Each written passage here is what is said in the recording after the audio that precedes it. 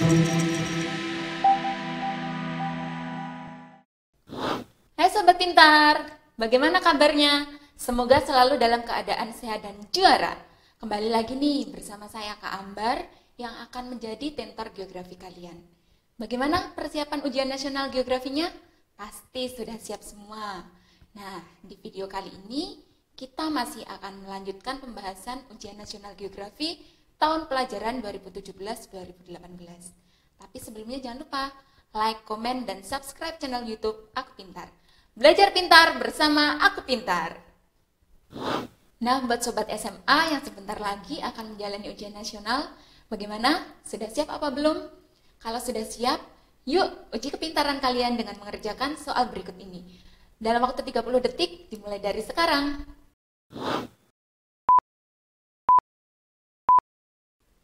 Lapisan atmosfer angka 1 seperti gambar adalah dan berfungsi untuk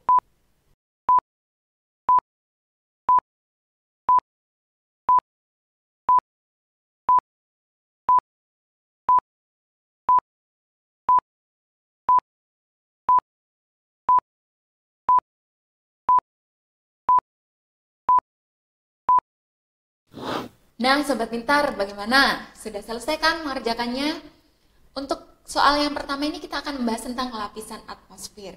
Di mana lapisan atmosfer ini ada beberapa bagian. Untuk mudah mengingatnya, kakak punya rumus pintar nih buat kalian. Ya, saya tuliskan dulu.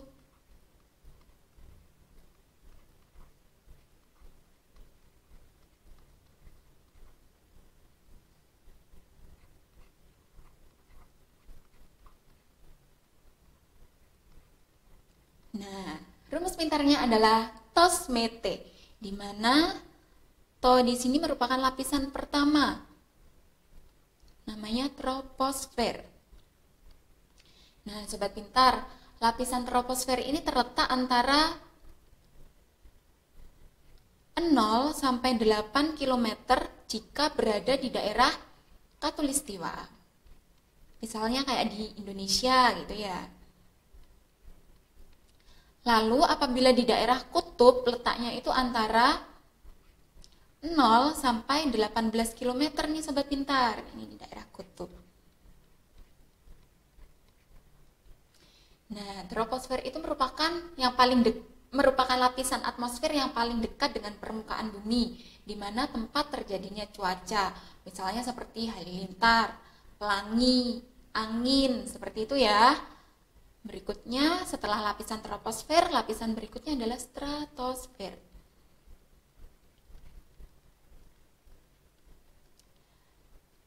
Pada lapisan stratosfer ini, Sobat Pintar, lapisan stratosfer ini terdapat ozon, di mana ozon itu memiliki manfaat melindungi dari sinar ultraviolet. Oke, dari lapisan stratosfer terdapatlah lapisan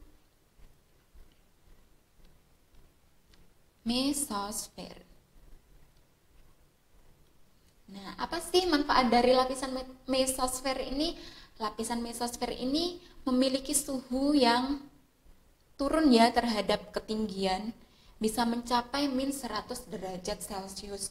Jadi lapisan mesosfer ini bermanfaat untuk melindungi bumi dari bahaya benda-benda luar angkasa, seperti misalkan meteor yang hendak sampai ke permukaan bumi akan terbakar pada lapisan mesosfer. Nah, berikutnya adalah lapisan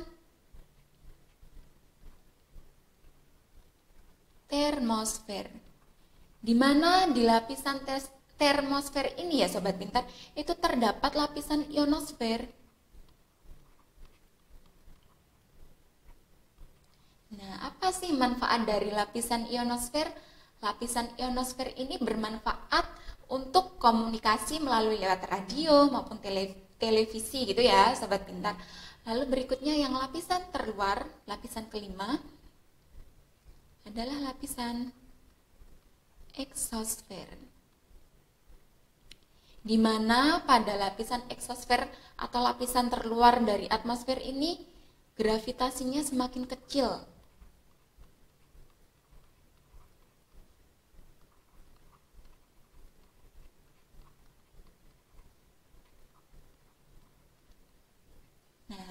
Lapisan eksosfer ini sangat berbahaya, sobat pintar, di mana banyak benda-benda luar angkasa itu bekas dari pecahan meteor yang tadi di lapisan mesosfer terbakar itu berada di lapisan eksosfer. Nah, setelah kita mengetahui macam-macam lapisannya tadi, kita identifikasi. Yang ditanyakan adalah angka pertama. Angka 1 ya. Pada angka 1 ini lapisan apa? Troposfer. Langsung saja kita lihat pada pilihan ganda. Lapisan apa sih troposfer? Nah, terdapat pada pilihan E ya. Kira-kira manfaatnya sudah benar apa belum? Memproses fenomena cuaca dan iklim. Nah, ini benar sobat pintar. Karena pada lapisan troposfer ini di mana tempat terjadinya pelangi, angin, dan halilintar maupun iklim dan cuaca. Oke. Bagaimana sobat pintar? Sudah sesuai dengan jawaban dari sobat pintar? Kalau sudah sesuai dan sobat pintar sudah paham, mari kita lanjutkan ke pembahasan soal berikutnya. Sobat pintar, kita sudah sampai pada soal kedua. Nah, silakan dikerjakan dulu dalam waktu 30 detik, dimulai dari sekarang. Soal kedua, upaya pelestarian tanah dengan metode mekanik terdapat pada angka.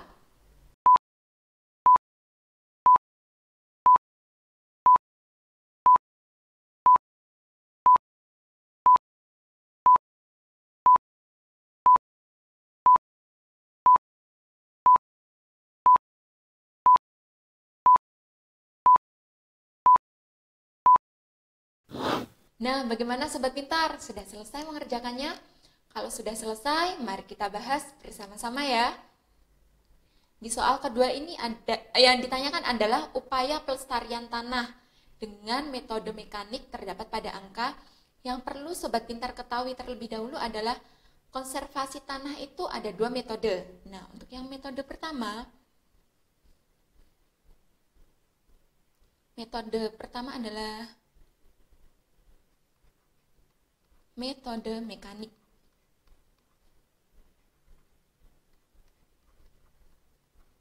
Di mana metode mekanik ini merupakan konservasi tanah dengan pengolahan tanahnya.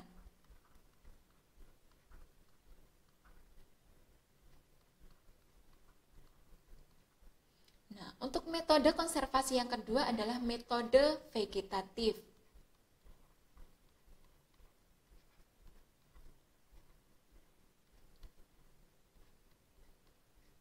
Di mana metode vegetatif ini merupakan konservasi tanah dengan cara menanami vegetasi.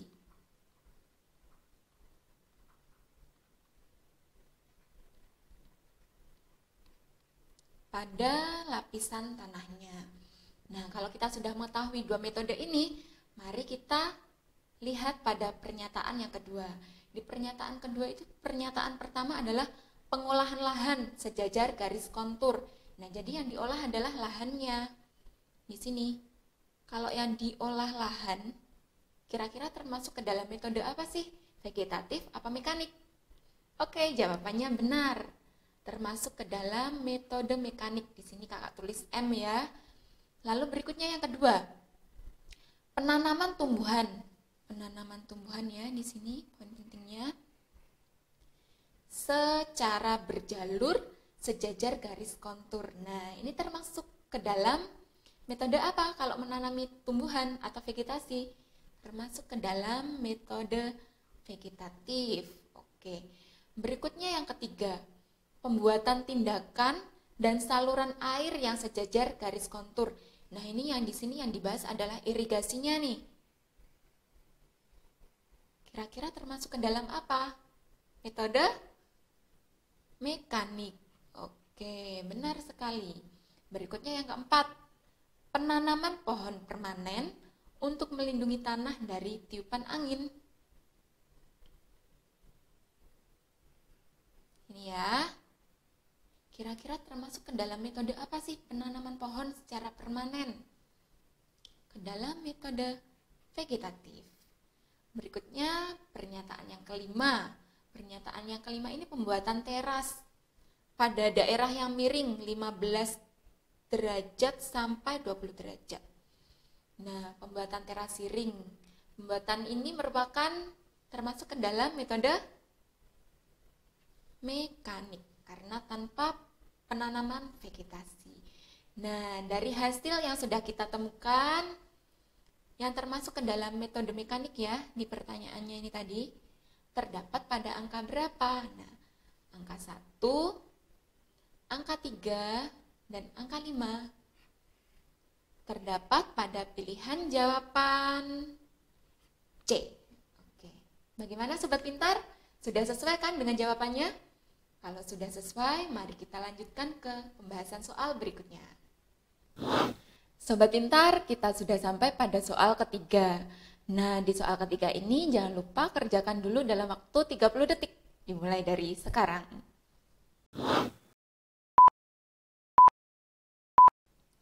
Soal ketiga. Ciri hutan. Yang pertama, sinar matahari tidak tembus ke tanah.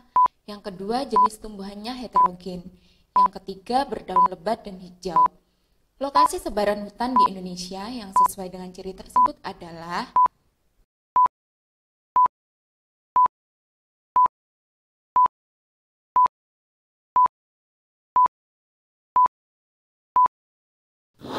Nah, Sobat Pintar, bagaimana? Sudah selesai kan mengerjakannya?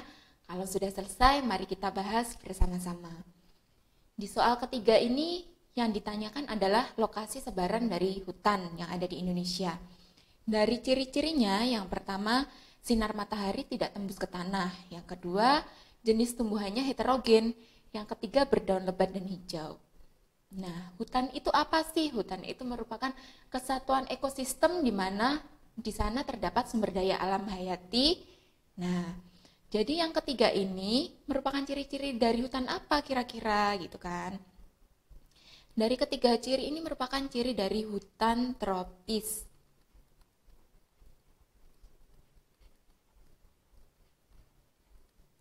Nah, Sobat Pintar, yang perlu Sobat Pintar ketahui, persebaran hutan di Indonesia itu dikategorikan dalam pembagian 3 iklim, di mana iklim yang pertama itu merupakan iklim dengan kategori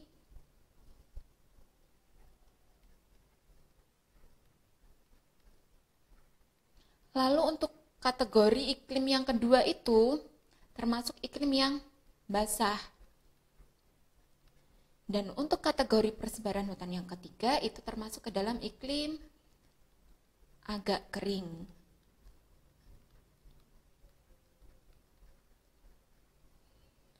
Nah, Sobat Pintar, setelah kita mengetahui pembagian iklim berdasarkan persebaran hutan ini, di mana di sini adalah yang diketahui hutan tropis. Hutan tropis ini termasuk ke dalam iklim yang mana sih gitu ya?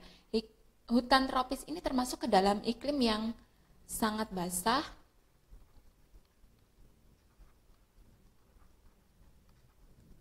dan basah. Lalu persebarannya kalau di Indonesia berada di mana saja gitu ya? Persebaran dari hutan tropis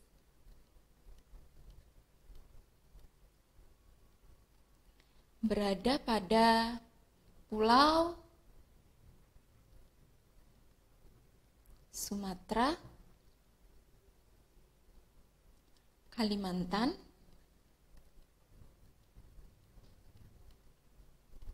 lalu berikutnya Jawa Barat, lalu Pulau Sulawesi, tepatnya di Sulawesi Utara, dan Papua. Nah, dari persebaran ini, mari kita cari di pilihannya yang termasuk ke dalam persebaran hutan tropis ini. Kira-kira di bagian mana gitu ya. Untuk yang pertama, Bali, Nusa Tenggara Barat, dan Maluku. Ini termasuk ke dalam iklim agak kering, jadi kurang tepat ya.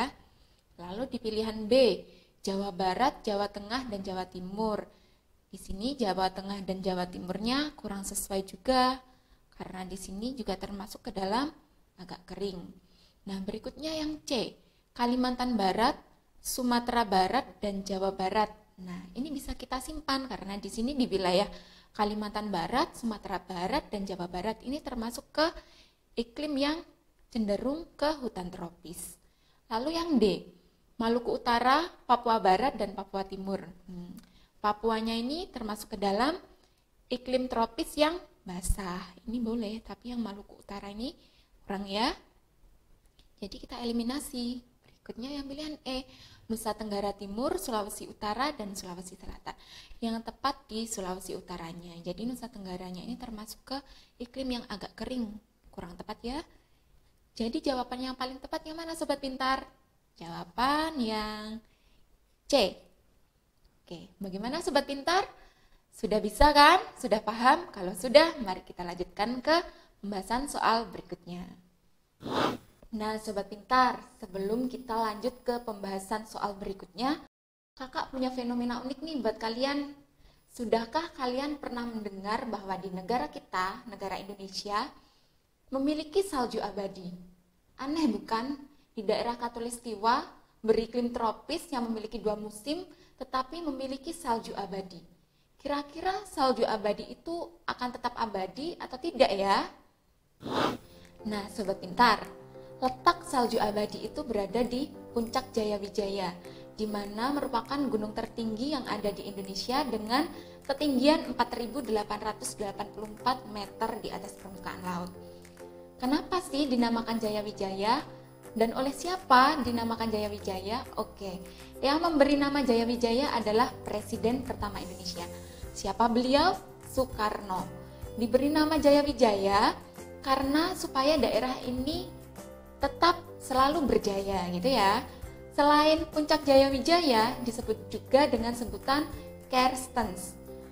Karena Kerstens ini mengikuti perjalanan laut di mana beliau melihat bahwa di puncak gunung terdapat salju, tapi kebanyakan orang pada waktu itu tidak percaya. Kerstens ini dianggap gila dan mengada-ngada. Tapi setelah adanya ekspedisi Belanda yang membuat peta untuk Pulau Papua, terbuktilah perkataan Kerstens, sehingga puncak ini disebut juga Puncak Kerstens untuk menghormati beliau. Nah, Sobat Pintar, sayangnya menurut sejumlah penelitian hingga tahun 2018, salju yang ada di Puncak Jayawijaya semakin menipis dan semakin meleleh dari tahun ke tahun karena dampak pemanasan global. Sehingga bukan tidak mungkin lagi jika suatu saat puncak salju di sana bakalan habis dan tidak bisa dinikmati oleh anak cucu kita. Sehingga untuk mencegahnya tentu harus ada upaya dari kita, seperti stop pembakaran sampah secara berlebihan, lebih bijak dan tidak berlebihan dalam menggunakan listrik, serta memelihara hutan tetap hijau. Sobat Pintar, mari kita jaga alam dari diri kita sendiri. Nah, Sobat Pintar, kita sudah sampai pada soal keempat, di mana soal keempat ini nanti kita akan membahas tentang zona laut menurut kedalamannya. Sebelumnya, silahkan dikerjakan dulu dalam waktu 30 detik, dimulai dari sekarang. Pemanfaatan laut di zona batial adalah untuk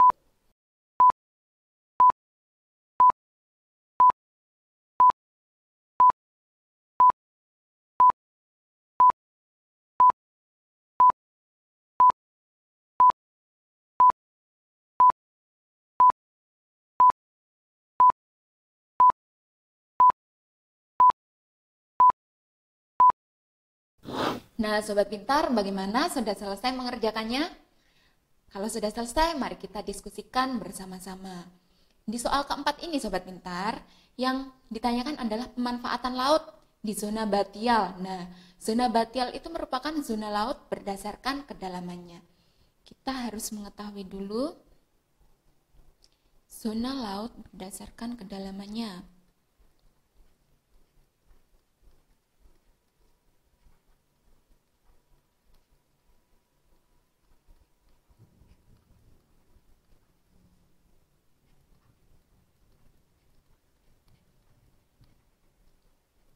Nah, di sini akan saya gambarkan ya, Sobat Pintar.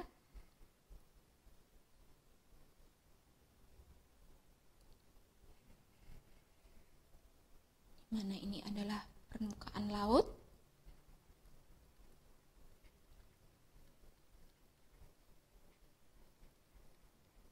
Dan ini adalah wilayah daratan.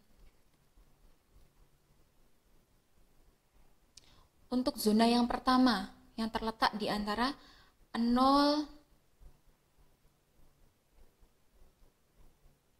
mdpl, meter di atas permukaan laut, itu merupakan zona litoral. Lalu zona berikutnya, zona dengan kedalaman 0 hingga 200 meter. Ini termasuk ke dalam zona apa gitu ya? Ini zona neritik. Nah, zona berikutnya dengan kedalaman antara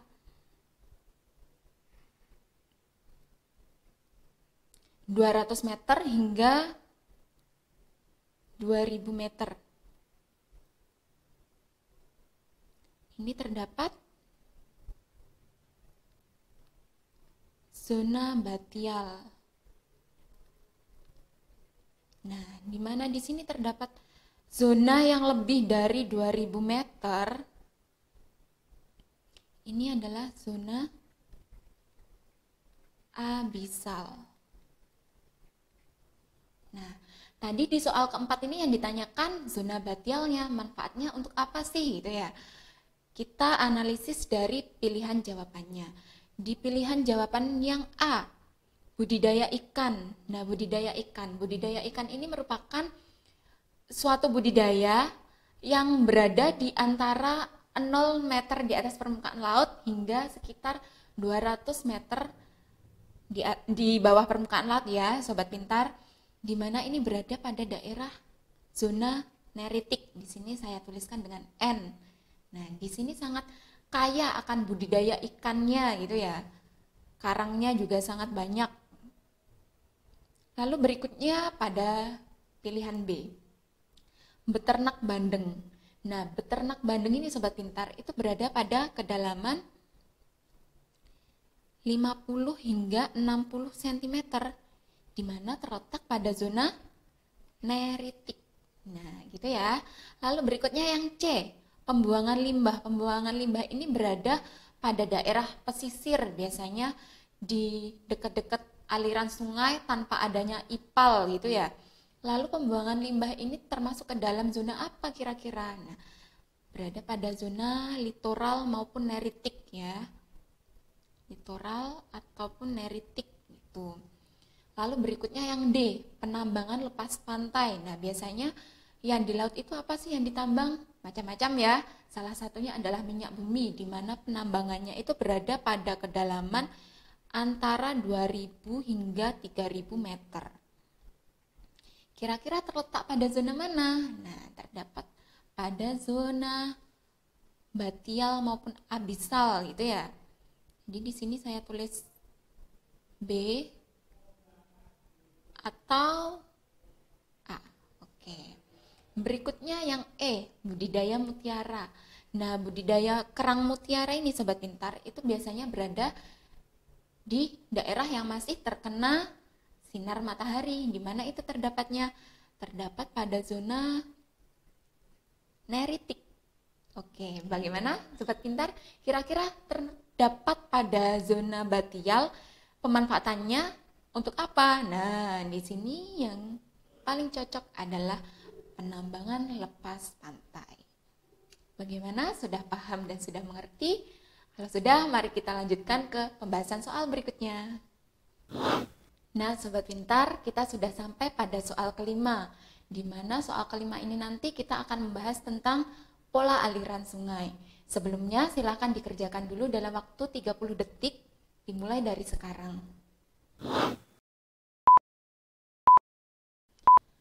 Morfologi daerah yang memiliki pola aliran sungai seperti gambar adalah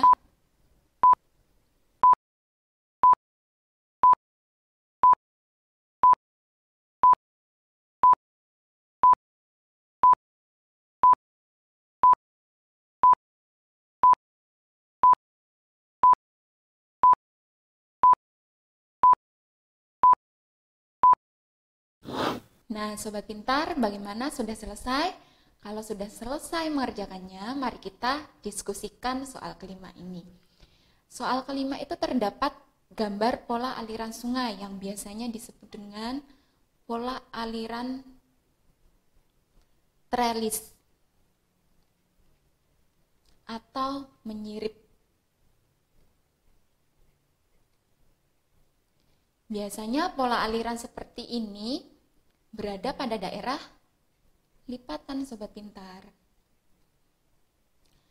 Lalu selain gambar pola aliran di soal kelima ini, ada lagi nih pola aliran lain. Nah, gambarnya biasanya seperti ini.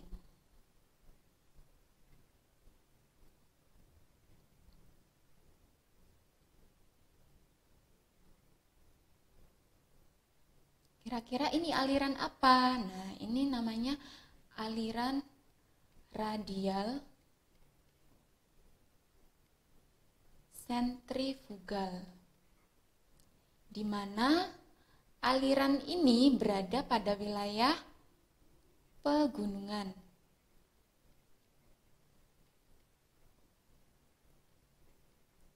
Nah, masih ada lagi nih Sobat Pintar. Aliran yang memusat. Nah, gambar yang ketiga ini kira-kira namanya pola aliran apa? Nah, namanya pola aliran radial sentripetal. Biasanya berada pada wilayah cekungan, Sobat Pintar. Nah, selain ini masih ada lagi nih. Gambarnya seperti ini. Nah, oke. Kira-kira ini namanya apa? Namanya adalah aliran anuler atau melingkar.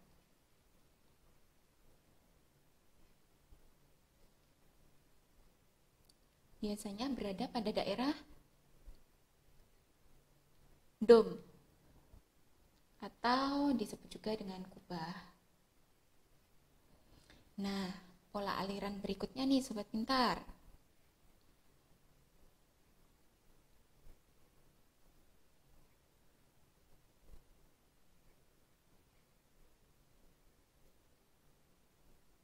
Di mana ini pola aliran yang seperti gambar yang terakhir ini adalah pola aliran rectangular atau biasa disebut dengan penyiku karena bentuknya seperti siku-siku ya. Ini biasanya berada pada daerah mana sih kira-kira gitu? Ini biasanya berada pada daerah patahan. Nah, dari beberapa gambar pola aliran ini biasanya sering sekali keluar pada ujian nasional ya. Jadi kalian bisa lebih mudah mengerjakannya. Kalau gambar seperti radial sentrifugal di wilayah mana gitu. Nah, kalau yang digambar kelima ini merupakan daerah lipatan. Jadi kita langsung cari aja di pilihannya mana yang menggambarkan daerah lipatan. Kira-kira pada pilihan mana sih? Pada pilihan E. Bagaimana Sobat Pintar? Mudah kan? Kalau sudah selesai, kita sampai di sini dulu ya. Nah Sobat Pintar, itu tadi pembahasan soal ujian nasional geografi yang sudah kita bahas bersama-sama. Semoga bermanfaat untuk kalian. Apabila kalian masih bingung, kurang mengerti, atau kurang paham, silahkan komen di bawah ini ya. Kakak punya pantun nih buat kalian. Di puncak gunung mencari perunggu. Jika tidak dicari, tidak ketemu. Masa depan sudah menunggu. Anak berprestasi, penuh ilmu. Sampai jumpa di video berikutnya. Bye!